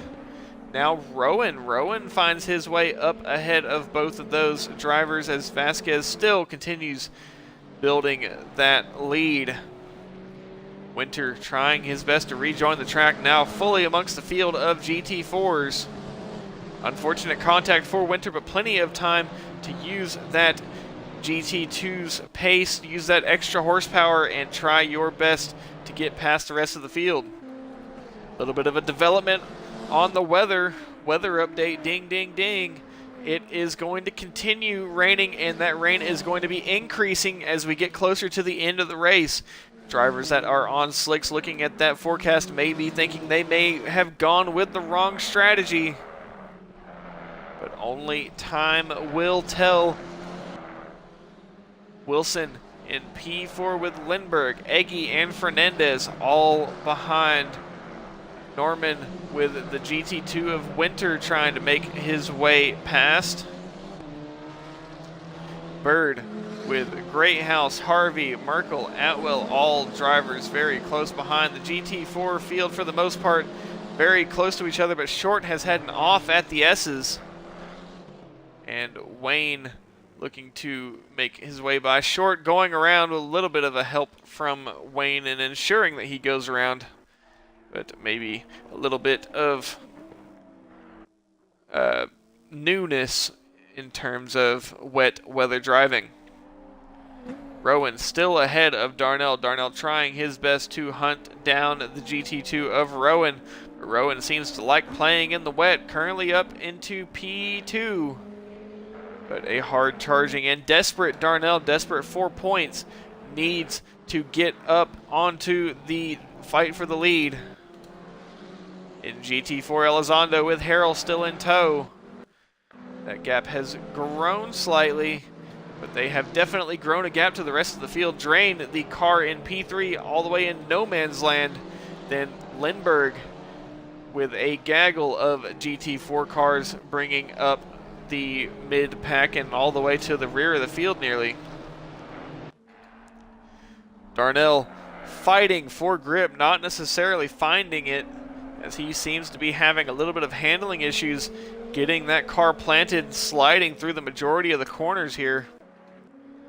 Harris now inching ever so much closer to the rear of Darnell. And Elizondo onto the back of Salty Breakfast here, who is looking for another good result. Elizondo washing up very wide, very high up the track into the banking of turn 12 and into turn 13, all over the rear of Breakfast. Breakfast may be a car on slicks. A good potential for this track to develop into wet conditions as this rain continues. Eggy with Wilson, Fernandez, Norman, all drivers behind. But the GT4 leaders have grown a large gap to the next cars in line. Elizondo still in the lead. Harrell close enough to capitalize on any mistake that Elizondo makes. It was enough to give Harrell the lead in race number 1. Will it be the same in race 2 as Harrell is now the one to make a mistake? A little bit of rear end rotation as that car nearly went around on him. Harrell had to catch that car, but that has opened the gap to Elizondo up a little bit. Drained the next car behind in P3 as Winter, the GT2 that was caught out with that unfortunate contact with Darnell earlier, trying to make his way through the rest of the GT4 field and work onto the rear of the GT2 field. Lindbergh still leading the battling pack of Eggy, Wilson, Fernandez, and Norman, as Fernandez and Norman having a scrap here down the backstretch headed towards turn 8. Fernandez has the advantage as they head into the hard braking zone of turn 8, and Fernandez trying to close that door, but does not close that door as Norman now pulls ahead. But Norman with a mistake at the S's gives that move right back to Fernandez, and Norman may drop another position from that, as Fernandez immediately makes a mistake and gives that position right back. Norman now back up where he was. Now Greathouse on the back of this battle may be in a position to take advantage. Harvey and Bird battling into turn 13 with a whole gaggle of GT4s behind. Field spreading out a little bit. Darnell unable to shake the GT2 of Harris, as they are both lapping at a similar pace, and Darnell unable to catch the GT2 of Rowan, as Rowan is up onto the second spot. Rowan's supporters should be in here somewhere. If you are in here, this is a perfect time to get those Go Rowans. I may as well say it for you, Go Rowan.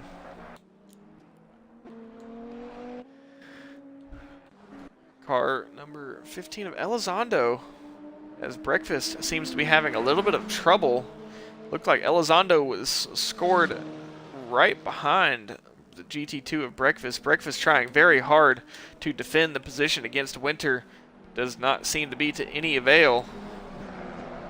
Car number 31 getting a drive-through, a stop-and-go penalty for speeding in pit lane. That was Wayne, went into the pit lane earlier to repair some damage. Got a speeding penalty coming out of pit lane. Winter trying desperately to get past the GT2 of Breakfast here, but Breakfast is making that car very, very difficult to pass. Winter washes up the track, makes contact with the wall. A little bit of a Ross Chastain moves, as that seems to have been enough to give him the pass. Now Elizondo, a little bit of a predicament here. He's got a car from the faster class that seems to be holding him up.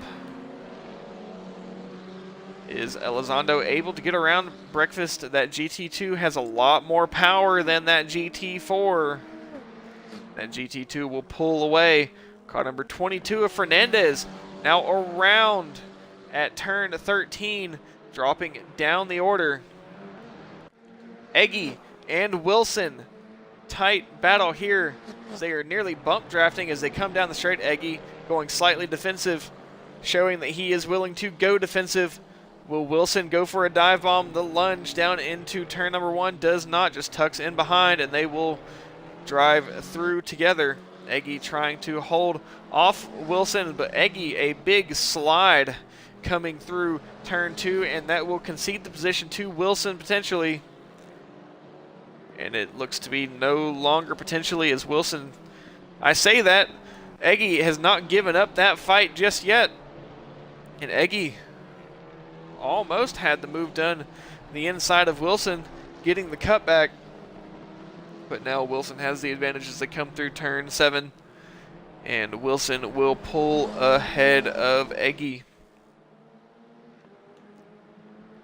Vasquez, still your leader 10 minutes into this race, and the rain has continued. The rain will pick up a little bit right here at the end of the race, but it is not going to be very heavy rain, but it may be enough to kick slicks, or kick slicks out of the strategy, kick this race over from damp to wet. Car number 914, Eggy around at the S's now, was in that fight with Wilson, has lost the car at the S's. As Mikey, I say it's usually the commentator's curse, but Eggy getting a hold of the chatter's curse from Mikey. As soon as Mikey said something about Eggy, Eggy went around at the S's. Eggy, if you need a reason to blame that spin on anybody, you can blame it on Mikey. Vasquez, still your leader, catching a little bit of lap traffic. Car number 32, I believe, of Wayne. Rowan, all on his lonesome, as Darnell seeming to be fishing for grip, just dropping down the order. Darnell on slicks once again, hoping that that strategy plays into his hand, but seeming to be unable to find any grip on this track, as Harris has now gone through ahead of Darnell. Elizondo still the leader in GT4. Harold just lapping behind as that blue and purple, or blue and pink GT4 gets smaller and smaller in the distance. Drain just trying to hold on to the rear of this podium pack, as Lindbergh now in no man's land all by himself coming into turn 8. Same with Wilson very shortly. But car numbers 700 and 181 of Greathouse and Harvey here in battle. Greathouse looking to defend against Harvey. Greathouse goes a little bit deep into turn 8. That will give Harvey a slight advantage into the S's. Car numbers 47 and 19, Miller and Merkel also in a tight battle here through the S's.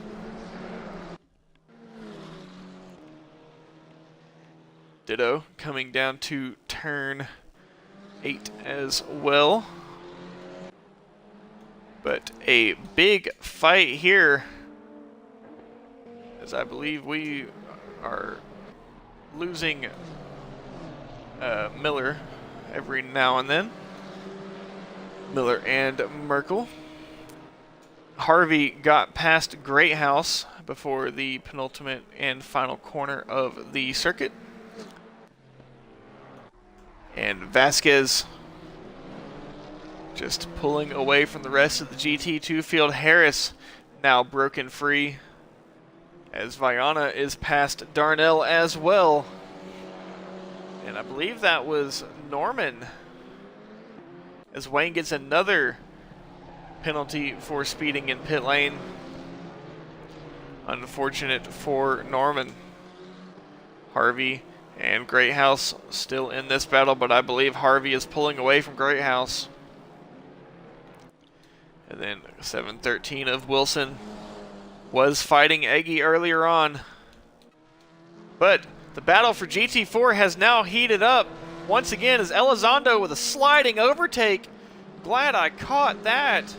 Elizondo four-wheel slide, like that popular Kia Forte Cup video.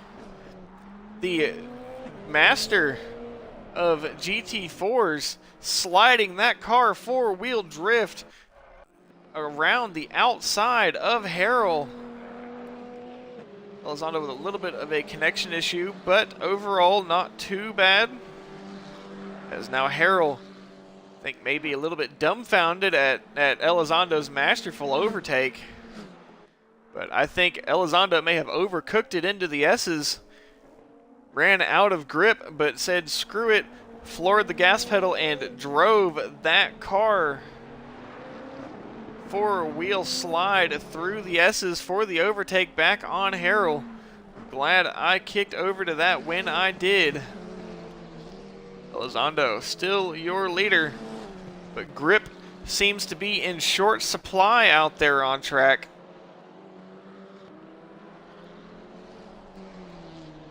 Wilson, Lindbergh, Harvey pulling away from Greathouse slightly.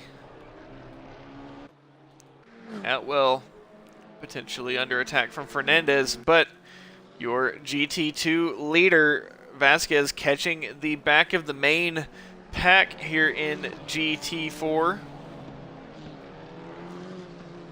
And Norman and Douglas also in a battle here, and I believe this is for position. Douglas onto the back of Norman. Douglas with some damage at the front of that KTM GT4. And the battle for the GT4 lead continues as well. Elizondo running very high. Get as close to that wall as you can to give yourself the best exit of turn, or best entrance and exit of turn 13, to carry as much speed as you can towards turn 14.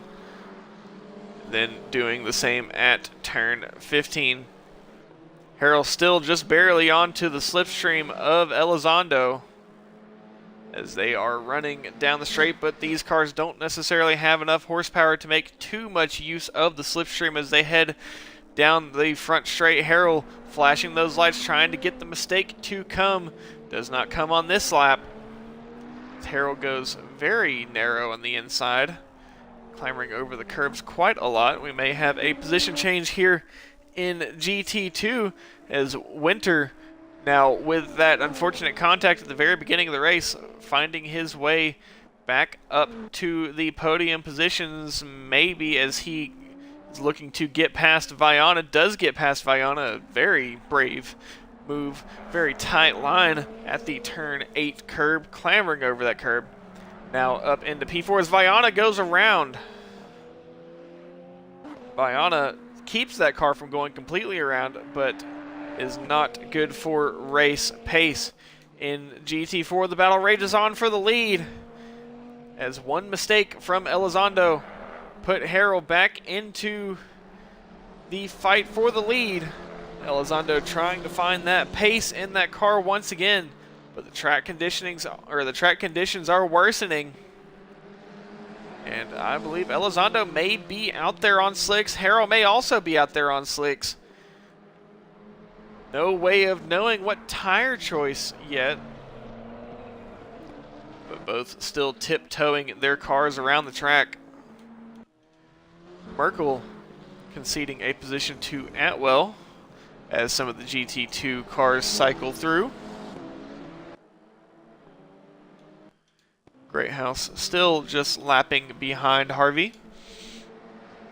And Elizondo opened up a slight gap on Harrell as they came across the line, but Drain in P3, no man's land, just running laps at his own pace. Lindbergh doing the same. Wilson also doing the same. One mistake yields a position to any driver in this race in that top 5 in GT4. As Elizondo just lapping, Harrell just pushing. Harrell pushing the best that he can. Elizondo made a mistake in race number 2, going wide at turn 6. Could that mistake come again? Harrell just chasing, following Elizondo the best that he can as they head down towards turn 18. Breakfast maybe with a little bit of a rough time getting past the GT4 of Wayne. Elizondo and Harrell, as they come through the S's and come across Elizondo. As Elizondo, a little bit of connection issue, not anything too drastic. But we just may have to watch this battle through the eyes of Harrell, or through the eyes of Harrell's onboard. Car number 66. Merkel trying to get that position back from Atwell.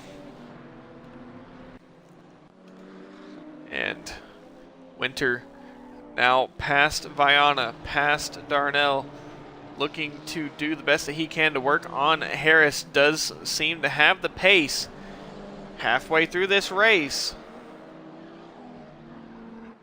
Car number 31 of Wayne. It was 32 of Douglas that got that stop and go penalty. Wayne gets another drive-through penalty stop and go penalty this time.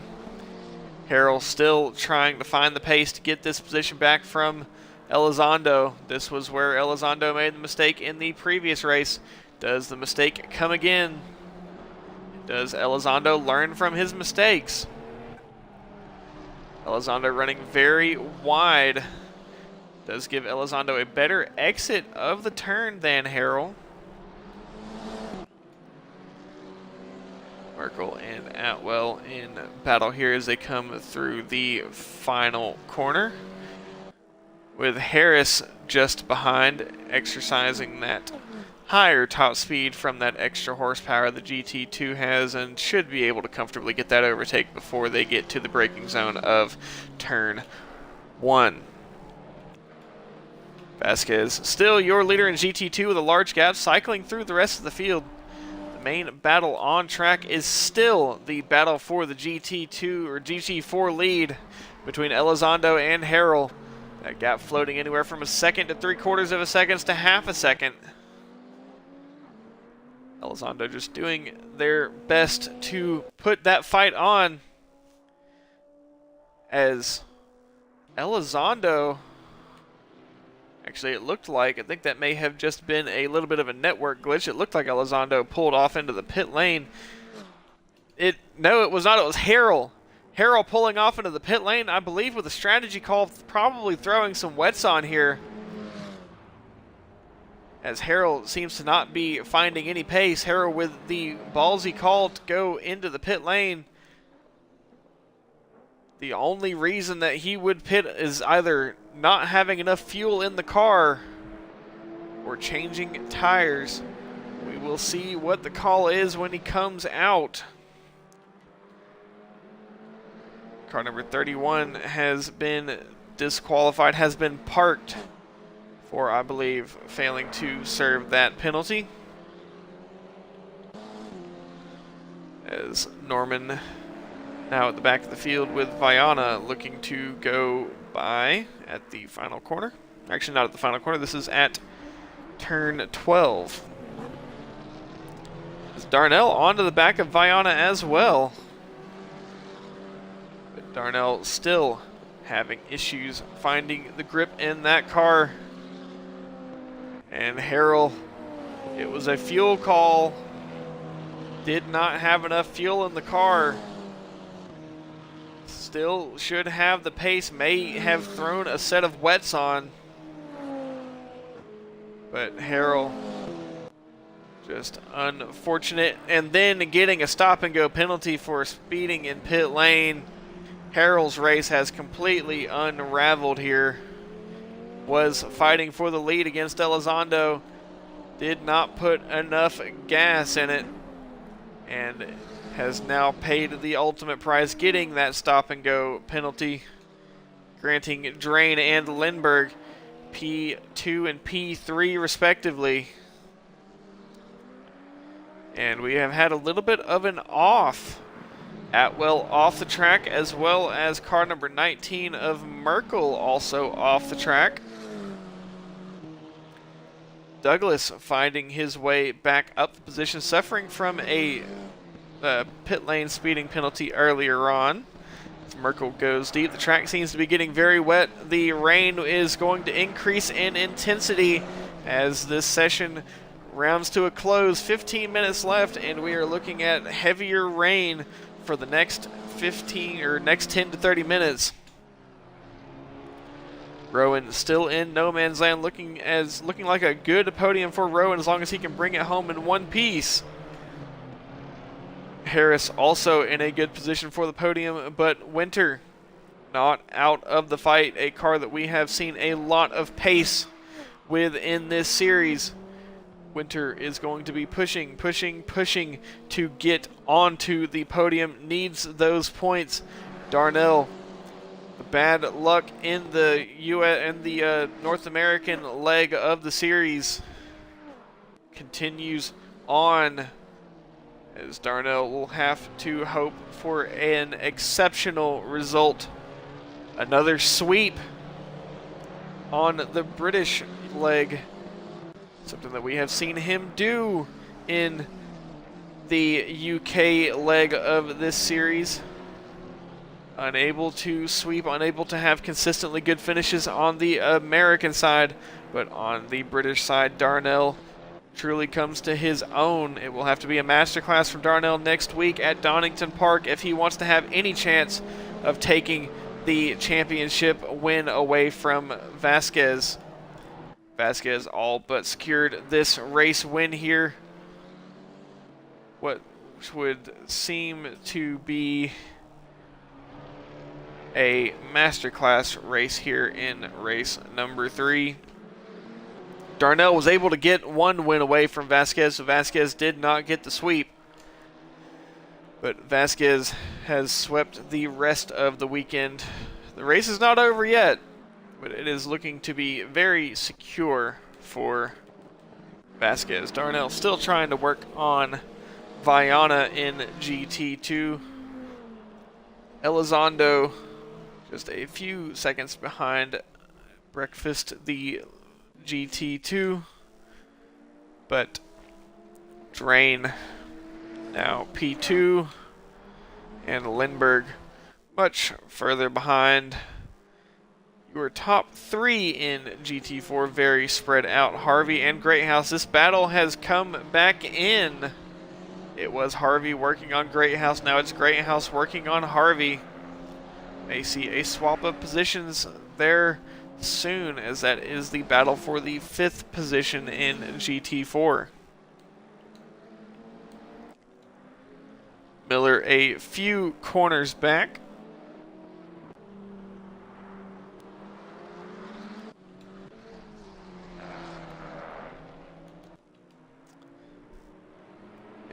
Vasquez still in the lead, just making his way past the number 3 GT4 of Drain. Rowan, it will be a very, very good points finish for Rowan. Racing in every race in this series and looking to have a podium secured. Even if Harris does happen to catch Rowan, the podium should be secured. Winter still trying to find pace in that KTM GT2 after the contact very early on. He is running all on his own, just able to push. A little bit of damage on that car, but nothing too major. Should not be too hard for Winter to bring that car to a nice points finish and maybe get that car up onto the podium. In GT4, Elizondo still your leader. Drain, the next car in line, a few corners back, and then at the very beginning of the straight will be about the same distance apart from Elizondo and Drain. Lindbergh behind Drain. Wilson P4. Now, Greathouse has turned the tables on Harvey, has got this position away from Harvey. And now Harvey trying to get that position back. This has been an ongoing battle the entire duration of the race. Greathouse is now looking to secure this position ahead of Harvey. Miller all on his own with Fernandez behind. Douglas working on Fernandez. Douglas with a lot of pace in that car. Only raced a couple races with us so far. I believe Douglas was in the Wednesday series last week, getting his first race win, and I believe also in the Sunday series. This is his second round of the KTM Cannonball series. As now Darnell has found himself back onto the rear of Viana. 3/4 of the way through this race, only 10 minutes left. They will not be on for podiums between each other. But Darnell has been desperately trying to get this position away from Viana, and Viana has been holding on to it like it is his life. Viana will not concede this position to Darnell.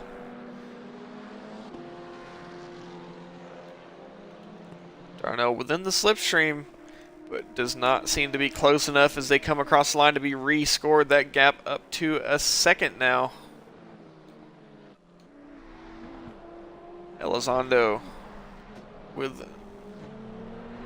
Norman, the lap GT4 behind. Drain now dropping back behind Elizondo by a couple seconds.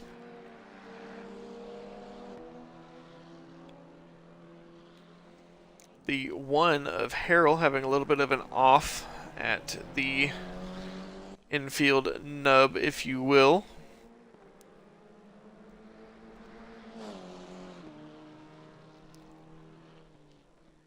Then hard braking for turn 8. Merkel around at the S's, allowing the rest of the field to cycle through. Vasquez growing that gap to Rowan behind.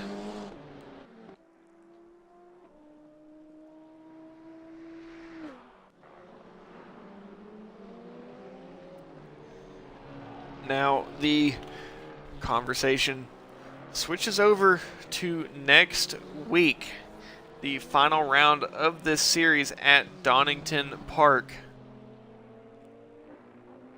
As we look at the championship standings, Vasquez just 2 points above Darnell. That gap will grow when the points are tallied at the end of the festivities tonight. Craters in P3 in the championship will not be racing tonight, and I don't think is going to be racing in this series in the final round of this series. So I believe Viana on points will move up ahead of Craters. Rowan with a good finish tonight may also jump ahead of Viana, so there may be a fight for P3 in the GT2 championship. In GT4, where the action has been all season, Elizondo still your leader, just 2 points ahead of Harrell. Elizondo, like Vasquez in the GT2 series, in the GT2 field, only conceding one win to the other driver, as Douglas and Fernandez seem to be in battle here. Car number 1 of Harrell off the track at the S's has had an off. Does not necessarily discount or take any positions away from him. We've now got a 3-car battle for position between Douglas and Fernandez, with Miller up ahead. Douglas looking to get past Fernandez here very quickly and then set his sights on Miller shortly after. Douglas pulls the switcheroo, coming out of the S's through turn 12 up onto the banking before turn 13. Douglas clears Fernandez, gets up nice and high on the wall to get a run down on Miller. Touch of the curb as Douglas now moving forward, looking to get the position from Miller here. Tries it around the outside. Hard to do, especially in the wet. Puts you offline, puts you up into the grass. But Douglas finds the grip, finds the speed, and clears the both of them. But Miller and Fernandez, as Fernandez pulls through behind Miller, or behind Douglas, ahead of Miller. Now 3 wide together. 3 cars in one spot. Miller eyeing the move on the inside of Fernandez, not able to make it stick, and Douglas gets to move on both of them in just a couple corners. Elizondo coming across the line. Drain lapping his teammate of Norman here, as Norman allows his teammate by. Viana and Darnell still in battle here. Back to the GT4 championship conversation. Elizondo 2 points ahead of his main rival Harrell, with Drain currently P2 here in race 3 in 3rd place, 29 points behind Elizondo. Good points for both Harrell and Drain in the fight against Elizondo, but Elizondo will take the biggest advantage out of this race.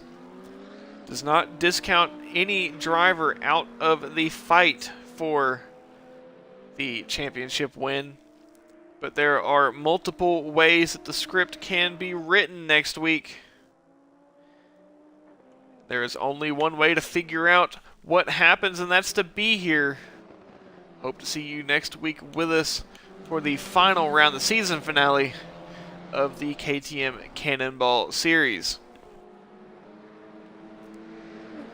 Also, this weekend is the finale of the, as car number 1 of Harrell goes off again at turn 1. It is the finale of the Sunday GT3 GT2 multi-class series. Busch has all but clinched that championship in GT2, a very large lead to the next cars behind, the next drivers behind. In GT3, there is a little bit of a fight for the championship, but the action alone is going to be worth watching that race, as we will be racing for the first time live at the Nürburgring Nordschleife. It will be a 1-hour race with mandatory pit stops on Sunday. I would not recommend missing it, as the Nürburgring Nordschleife is the greatest cultivator of drama. It is very easy to lose your race there, regardless of whether or not there is anyone around you on track. It is man versus asphalt at that course, and I hope to see you joining us on this coming Sunday.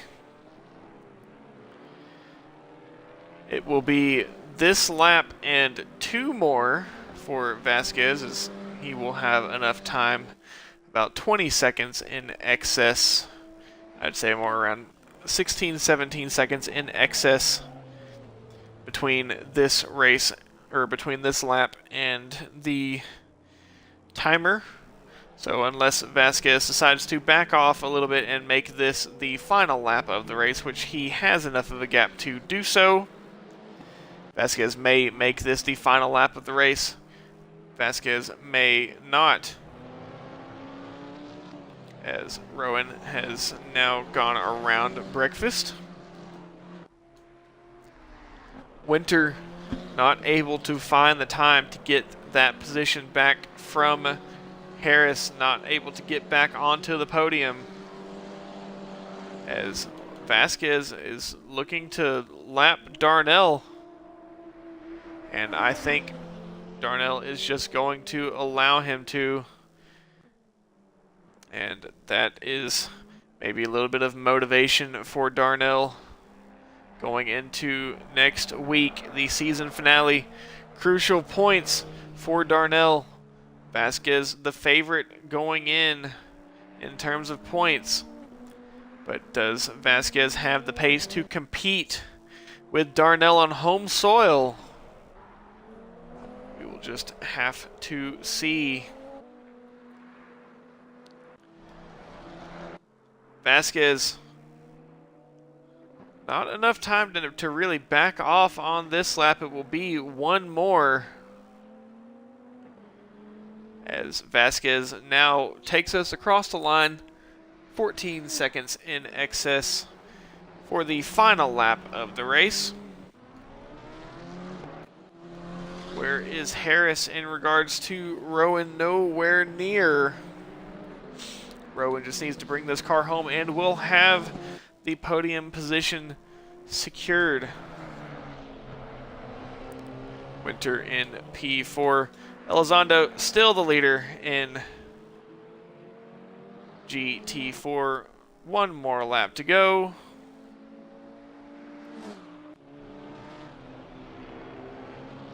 And the field will cycle through one more time as we get ready to bring an end to this penultimate round of the KTM Cannonball Series. Darnell off the track at the turn 6 cutting. Very much so struggling for grip on that car.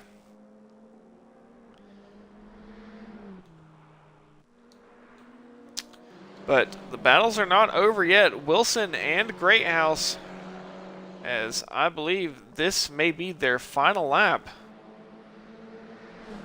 The race is not over. Don't concede yet. Don't slow down. The race is not over. I saw the flashing of the lights. There's still a position to be made or lost here, as Vasquez rounds the final corner for the final time. Comes across the line victorious once again, as Vasquez slows to a stop at the line in a show of force.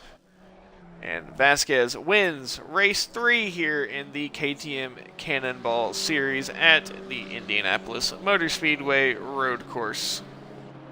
Rowan bringing home a very well-deserved P2. And coming across the line with Darnell. Rowan, P2 on the podium. Great podium finish for Rowan. Harris next will be the next car to finish in GT2. Douglas finishes ahead of Fernandez and Miller. Harris next across the line brings home P3 in GT2. In GT4, Elizondo takes home the win, as Drain was scored ahead of Elizondo. Right at the very end, Drain scored ahead. I thought Elizondo was way far ahead of Drain, but I am not 100% sure. Drain has scored ahead of Elizondo.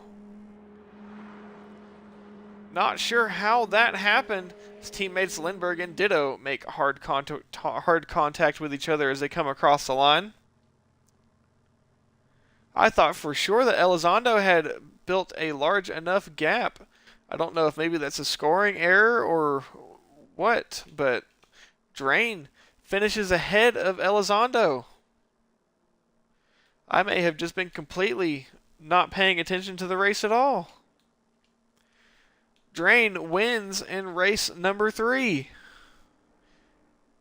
Elizondo may have made a mistake right there towards the very end of the race, but Drain finds himself up onto the front row.